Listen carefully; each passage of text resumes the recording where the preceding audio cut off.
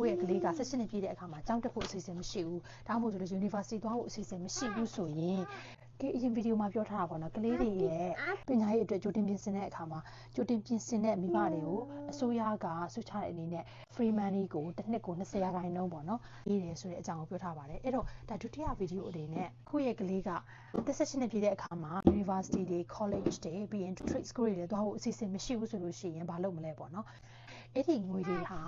35နှစ်အထိအဲ့ဒီအကောင့်ထဲမှာထားခွင့်ရှိပါတယ်အဲ့တော့16နှစ်ပြည့်လို့ရလာတဲ့အစိုးရပေးတဲ့ free money ကိုတော့ကလေးကကြောင်းတက်ဘူးဆိုရင်ကိုကပြန်ပြီးတော့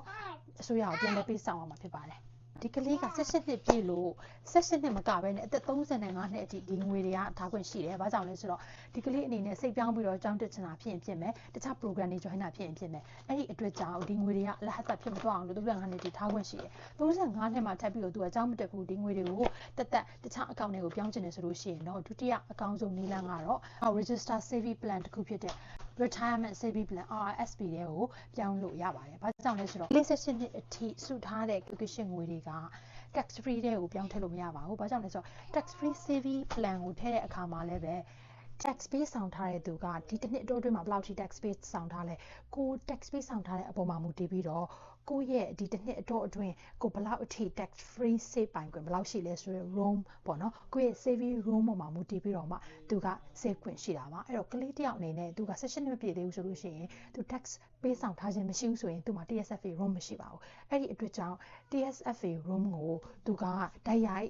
ရွှေ့ပြောင်းလို့မရပါဘူးဒါပေမဲ့လို့ခုနကပြောထားတဲ့ TSFA တွေကိုပြောင်းရွှေ့ခြင်း direct ပြောင်းရွှေ့ခြင်းမဟုတ်ဘဲနဲ့မိဘရဲ့ register retirement saving plan တွေကိုသူ့ရဲ့ growth ကိုတိုက်ရိုက်ရွှေ့ပြောင်းခွင့်ရှိပါတယ်အထူးသဖြင့်ကလေးရဲ့အနာဂတ်ပညာရေးအတွက်ကိုကပတ်စံစုတဲ့အခါမှာကလေးရဲ့အနာဂတ်ပညာရေးအတွက်စုထားတဲ့ plan တွေက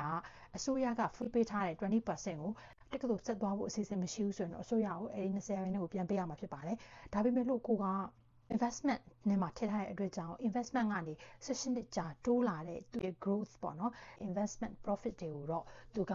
register retirement saving plan တွေကိုအများဆုံး 50,000 အထိသူရဲ့တသက်တာ lifetime room ပေါ့နော် 50,000 အထိသူရဲ့ growth ကိုပြောင်းပြီးတော့ထည့်လို့ရပါတယ်ကျန်တဲ့ကိုထည့်ထားတဲ့ငွေကိုတော့ withdraw လုပ်ပြီးတော့ကိုယ့်ရဲ့ TSFA သို့မဟုတ် FHSA ကလေးကြီးပြင်းလာတဲ့အခါမှာသူ့ရဲ့ပထမဆုံး first time home buyer အကောင့်တွေကိုကိုကလွှဲပြောင်းပေးလို့ရပါတယ်အဲ့တော့နောက်ဗီဒီယိုတွေမှာ TFSA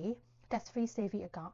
register retirement saving plan နဲ့ FHSA ဆိုတဲ့ first time home buyer အကောင့်တွေအကြောင်းကိုအကျယ်တဝင့်ထပ်ပြီးတော့ရှင်းပြမှာဖြစ်တဲ့အတွက်ကြောင့်ထပ်ပြီးတော့တွေ့ပါအောင်မယ်ရှင်သိချင်တဲ့အကြောင်းအရာလေးတွေရှိတယ်ဆိုလို့ရှိရင်လည်းပဲ comment မှာမှန်ကြလို့ရပါတယ်ရှင် see you in the next video bye bye